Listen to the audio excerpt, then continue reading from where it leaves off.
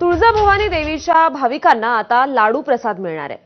तुळजाभवानी संस्थानच्या लाडू प्रसादासाठी पुण्यातील चितळे बंधू मिठाईवाले यांच्याशी करार झालाय।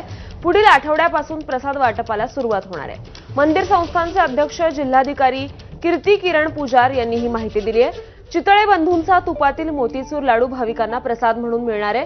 प्रसादाच्या लाडूची किंमत किती हे अद्याप ठरवलेलं नाहीये। तिरुपती येथील बालाजी मंदिराच्या धर्तीवर तुळजापुरात देखील भाविकांसाठी आता लाडू प्रसाद असेल। श्री तुळजाभवानी मंदिर संस्थानामार्फत भाविकांना लवकरात लवकर लाडू प्रसादची सेवा आपण सुरू करणार आहोत।